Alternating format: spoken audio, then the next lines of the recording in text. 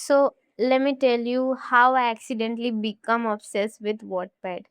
I'm 20 now, and honestly, I only discovered Wattpad when I was around 19. Before that, I had no idea this app even existed. I knew what fanfictions were because I had seen people talking about them on YouTube, but I had never actually read one. And Wattpad, I didn't even know it was a thing. The funny thing about me is I'm very curious person. I'm always searching for random apps, random facts, weird websites, literally anything that looks interesting. I'm not the most creative person, but I love discovering new things. One day I was just scrolling through the Play Store because I wanted a free app where I could read books before Wattpad. I had tried web novel. I used it for a while, but honestly, it wasn't really for me. The stories felt too long and I kept getting confused, so I deleted it. Then I came across Wattpad. I downloaded it without expecting much, and that single download completely changed my life. Now, I'm not going to mention the group's name, but I have a favorite boy band. Two members from that group have one of the biggest ships in the fandom, and there were many fan fictions about them on Wattpad. So I thought, why not?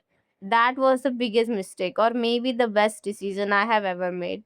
Back then, I was honestly so innocent. I had no idea what kind of story people were actually writing on Wattpad. And then I started reading.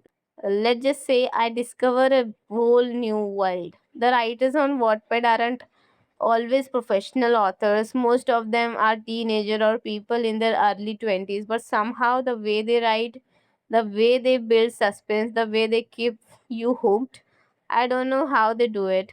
I have read books by published authors before, and some of them honestly felt boring compared to these stories.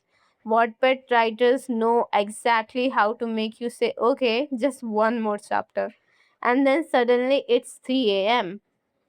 My favorite genres definitely BL and Alpha Omega stories. Don't ask me how I got into BL because that's a whole different story for another video. But once I found those genres, I was gone. I've become completely addicted, and when I say addicted, I mean addicted. I would spend 15, sometimes even 18 hours a day just reading stories. I even skipped college sometimes because I could not stop reading, which is honestly crazy when I think about it now. The story wasn't going anywhere. It was literally on my phone, but my brain was like, nope, you need to know what happens next. I still remember this one story. I finished a chapter before sleeping and I knew the next chapter was going to be insane. I couldn't sleep. At around 3 in the morning, I randomly woke up, picked up my phone, opened Wattpad, and I kept reading until 6 a.m. No regret. The dopamine that app gave me, I swear nothing has ever matched it. Not YouTube, not Instagram, not. Okay, but jokes aside, it wasn't healthy. My sleep schedule was completely destroyed. I stopped caring whether it was a day or night. I was just reading chapter after chapter after chapter. Looking back, it was actually an addiction, but at the same time, I have never found another reading app that entertained me as much as Wattpad did. And it's not just because of the romance or the drama. Some of those stories genuinely made me emotional. Some were funny, some completely broke my heart, some had better plot twists than actual published novels. Honestly, I think a lot of Wattpad writers deserve to have printed books. People hear the words fanfiction and immediately judge it. But some of these writers have incredible storytelling skills. Now let me recommend a few stories that are still living rent free in my head. The first story are He's Savage Love and He's Ravage Love. I always forget which one comes first, but they are by the same writer. Then there's The Crown of Blood. I'm not going to spoil anything because of trust me. The less you know before reading it, the better the experience. And finally, Captain Gion. The story literally gave me emotional trauma, and even today, whenever I think about it, I just feel sad. If you have read it, you probably know exactly what I'm talking about. And if you haven't, go read it. Seriously. Just one thing before anyone runs to the comments, please don't start saying, oh, so you ship those idols in real life? No, I actually never used to ship them at all. I always saw them as friends. It was Wattpad that completely messed with my brain. Now I have to remind myself that fan fiction is fiction. So, no, I don't support forcing ships onto real people. I just enjoy the stories and that's it.